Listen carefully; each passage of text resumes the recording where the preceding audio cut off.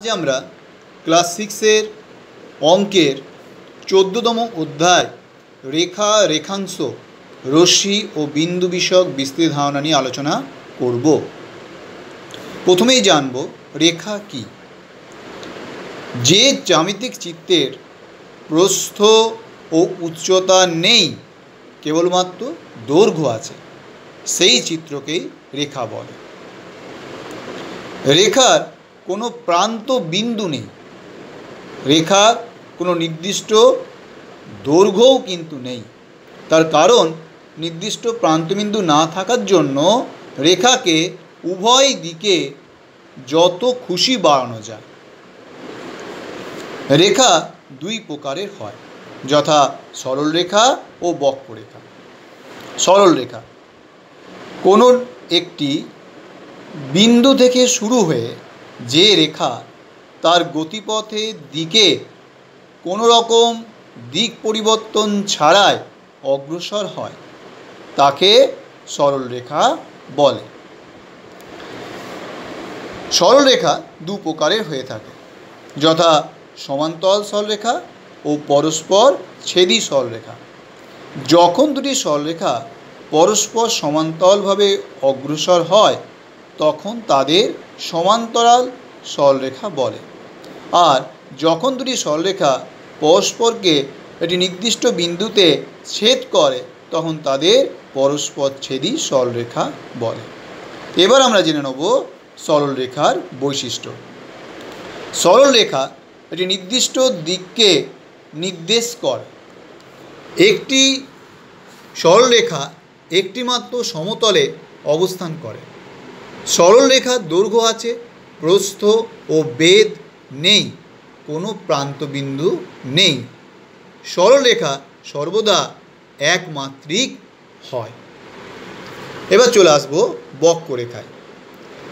একটি নির্দিষ্ট বিন্দু দিয়ে শুরু হয়ে যে রেখা তার গতিপথের দিকে বারবার দিক পরিবর্তন করে, তাকে বক্ররেখা বলে। আমরা এখানে ছবিতে বক্ররেখা দেখতে পাচ্ছি যে বারবার সে দিক পরিবর্তন করছে। এবার জেনে নেব সরলরেখা ও বক্ররেখার মধ্যে পার্থক্য। একদিকে সরলরেখা, একদিকে বক্ররেখা। সরলরেখা দিক পরিবর্তন করে না, সর্বদা নির্দিষ্ট দিক নির্দেশ করে। বক্ররেখা দিক পরিবর্তন করে, নির্দিষ্ট দিক নির্দেশ করে না। দুটি সরলরেখা কেবলমাত্র একটি বিন্দুতে পরস্পরকে ছেদ করতে পারে, আর দুটি বক্ররেখা একাধিক বিন্দুতে পরস্পরকে ছেদ করতে পারে। সরলরেখা একটি বা দুটি সরলরেখা দ্বারা কোনো তল সীমাবদ্ধ করা যায় না, অর্থাৎ একটা বা দুটো সরলরেখা দ্বারা কোনো একটা তলকে সীমাবদ্ধ করা যাচ্ছে না। অপরদিকে একটিমাত্র বক্ররেখা দিয়ে কোনো একটি তল সীমাবদ্ধ করা যায়।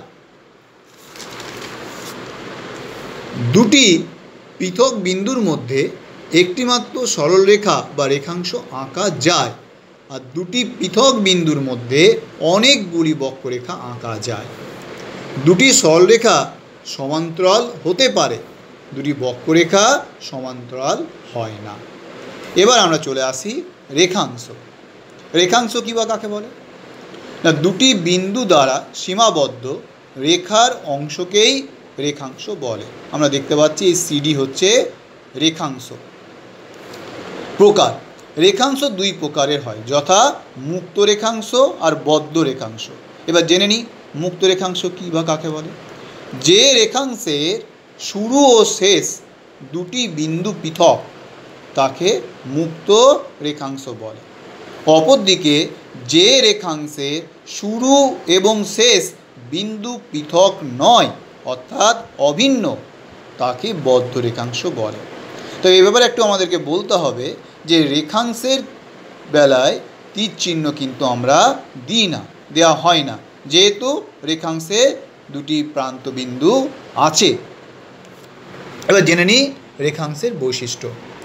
রেখাংশের দুটি প্রান্তবিন্দু আছে, রেখাংশের নির্দিষ্ট দৈর্ঘ্য আছে, রেখাংশের দুটি প্রান্ত বিন্দু থাকায় এটিকে আর বাড়ানো যায় না। দুটি নির্দিষ্ট বিন্দু দিয়ে একটি রেখাংশ আঁকা সম্ভব।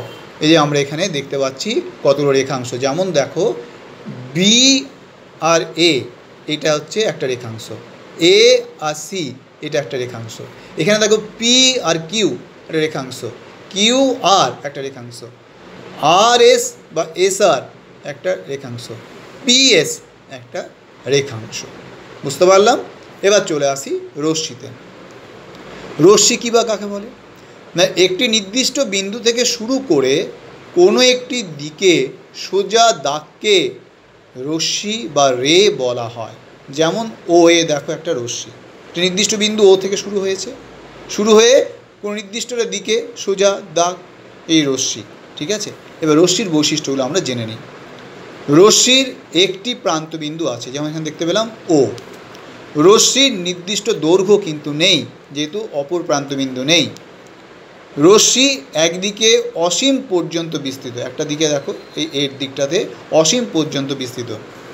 আর দেখি কী আছে, দুটি নির্দিষ্ট বিন্দু দিয়ে দুটি রশ্মি আঁকা সম্ভব।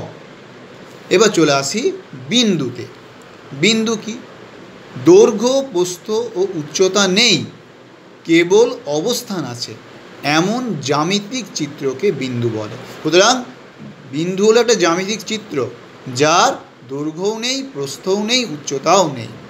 বিন্দুর অবস্থান নির্দেশ করার জন্য একটা পুটকি চিহ্ন ব্যবহার করা হয়। যেমন দেখো এখানে পি দ্বারা একটা বিন্দুকে নির্দেশ করা হচ্ছে। তবে মনে রাখো যে আসলে বিন্দু একটি কিন্তু গাণিতিক ধারণা। এবার চলে আসি বিন্দুর বৈশিষ্ট্যে। বিন্দু শূন্যমাত্রিক জ্যামিতিক চিত্র। শূন্যমাত্রিক কেন? যা দৈর্ঘ্যও নেই, প্রস্থও নেই, উচ্চতাও নেই, তাই শূন্যমাত্রিক। বিন্দুর কেবলমাত্র অবস্থান আছে, বিস্তার নেই। অসংখ্য বিন্দু পাশাপাশি বসে একটি রেখা গঠিত হয়। অসংখ্য বিন্দু চারপাশে অসংখ্য বিন্দু নিবিড়ভাবে বসে তল গঠিত হয়। তারপরে না, বিন্দু বিভিন্ন প্রকারের হয়। যেমন দেখো প্রান্তবিন্দু। প্রান্তবিন্দু দেখো এখানে এ আর বি, দেখো কি বলছে, কোনো রেখাংশের শেষ প্রান্তের বিন্দুকে প্রান্তবিন্দু বলে। যেমন এ বি একটা রেখাংশ, এর শেষ প্রান্তের বিন্দু এ আর বি, এরা হচ্ছে প্রান্তবিন্দু। এবার চলে আসি ছেদ বিন্দুতে। দুটি রেখাংশ পরস্পরকে যে বিন্দুতে ছেদ করে তাকে ছেদবিন্দু বলে। যেমন দেখো এ আর সি রেখাংশ, ডি আর বি রেখাংশ পরস্পরকে ও বিন্দুতে ছেদ করেছে, তাহলে ও ছেদবিন্দু। আবার দেখো বক্ররেখাংশের ক্ষেত্রে দেখো এরা কি কি না পি কিউ আর বিন্দুতে পরস্পরকে ছেদ করেছে, তাহলে এগুলো সব হচ্ছে ছেদবিন্দু। এবার চলে আসি সমরেখ বিন্দুতে। তিন বা তার বেশি সংখ্যক বিন্দু একটি সরলরেখায় থাকলে ওই সব বিন্দুকে সমরেখ বিন্দু বলা। যেমন দেখো এম এন কিউ, এই তিনটে বিন্দু হলো সমরেখ বিন্দু, তার কারণ এরা এক্স এবং ওয়াই একটা নির্দিষ্ট সরলরেখাংশে অবস্থান করছে। এবার চলে আসি সমবিন্দুতে। তিনটি বা তার বেশি সংখ্যক সরলরেখা বা রেখাংশ একটি বিন্দু দিয়ে গেলে ওই সরলরেখাগুলিকে সমবিন্দু সরলরেখা বলে এবং বিন্দুটিকে সমবিন্দু বলে। যেমন দেখো এখানে আর, এখানে দেখো আর এর মধ্য দিয়ে A B C D E F G H এতগুলো সরলরেখাংশ গেছে, তাই আর হচ্ছে সমবিন্দু আর এই রেখাংশগুলো হচ্ছে সমবিন্দু সরলরেখা। এবার চলে আসি আমরা সমতলিক বিন্দুতে। চার বা ততোধিক সংখ্যক বিন্দু যদি একই সমতলে অবস্থান করে তখন সেই বিন্দুগুলিকে সমতলিক বিন্দু বলে। তারপরে অসমতলিক বিন্দু। চার বা ততোধিক বিন্দু যদি একই সমতলে অবস্থান না করে তখন সেই বিন্দুগুলিকে অসমতলিক বিন্দু বলা হয়। এই হলো আমাদের 14তম অধ্যায় রেখা, রেখাংশ, রশ্মি ও বিন্দু বিষয়ক বিস্তৃতি ধারণা।